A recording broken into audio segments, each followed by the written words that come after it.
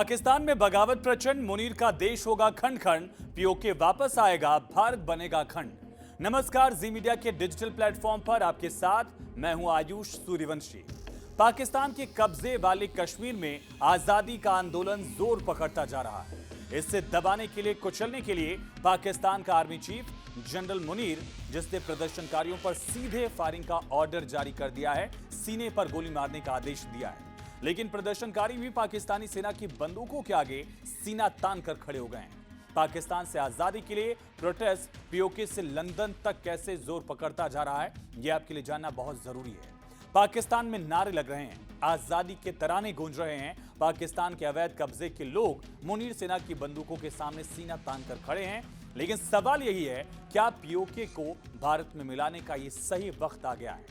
लेकिन पाकिस्तान के army chief general Munir ने कसाईयों वाला ऑर्डर पीओके में दिया। इसका कहर कितना दिखा है, जिसकी तस्वीरें सामने आई है, और ये तस्वीरें डराने वाली हैं, दहशत से भरने वाली हैं। पिछले एक महीने से पाकिस्तान के किसी हुक्मरान ने ना तो इन प्रदर्शनकारियों की मांग सुनी है, ना इनसे कोई बातचीत की, सीधे गोली मारने का आदेश दिया है। इन आम प्रदर्शनकारियों को आतंकवादी कह रहा है पाकिस्तान, और इसके वीडियोस भी सामने आ गए हैं, जहां पाकिस्तान की पुलिस, पाकिस्तान की सेना प्रदर्शनकारियों की भीड़ को जीप से रौंदकर आगे बढ़ रही है। ये सारे हथकंडे पीओके की आजादी की मांग कर रहे प्रदर्शनकारियों को छितर-बितर करने और डराने के लिए। पीओके की आजादी किससे? पाकिस्तानी सेना से। लेकिन जिस कश्मीर पर बंदूक के बल पर पाकिस्तान ने अवैध कब्जा किया है, वहां विरोध की चिंगारी अब बंदूकों से डरने नहीं वाली। नारे तकबीर गूंज रहा है, भीड़ पाकिस्तानी रेंजर्स को लगातार चिढ़ा रही है, हूट कर रही है, इनके मुंह पर इनकलाब के नारे गूंज रहे हैं। पीओके की आजादी की मांग इन सैनिकों से की जा रही है, और सब कुछ पूरी दुनिया के सामने है। भारत में शामिल होने की मांग उठ गई है। पिछले महीने से पूरे पीओके में बवाल मचा हुआ है। बात शुरू हुई थी, मुद्दा शुरू हुआ था स्थानीय चुनाव में पाकिस्तान की शहबाज सरकार के मनमाने तुगलकी फरमान के खिलाफ, और ये आंदोलन अब जंग में बदल चुका है। अरावलकोट में हजारों की भीड़ ने जबरदस्त तरीके से पाकिस्तान के खिलाफ नारेबाजी की, पाकिस्तानी सेना को गालियां दी।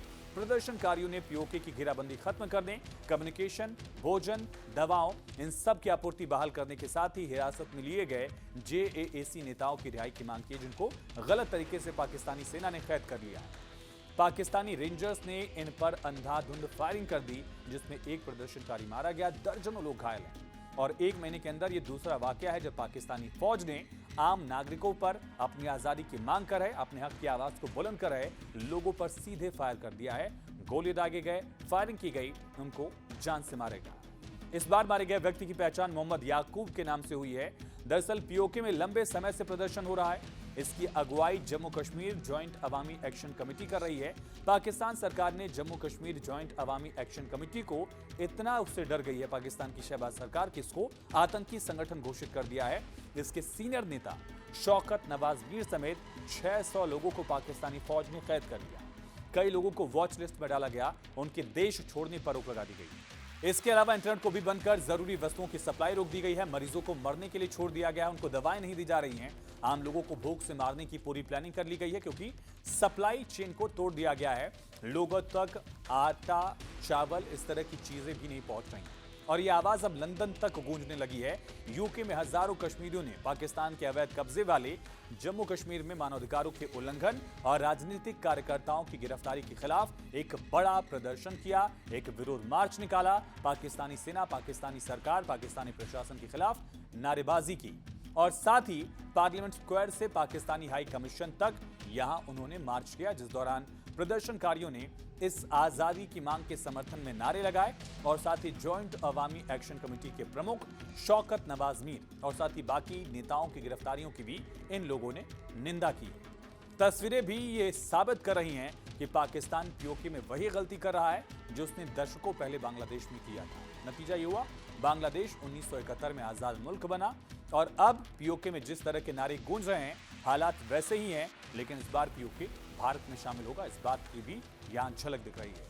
यह आजादी की आवाज किसी बंदूक से डरने दबने वाली नहीं है। मुनीर को इसकी कीमत चुकानी ही होगी, जिस तरह से 1971 के जंग में पाकिस्तान का हाल हुआ था। इस वीडियो में इतना ही। बाकी तमाम खबरों के लिए आप जुड़े रहिए जी न्यूज के साथ।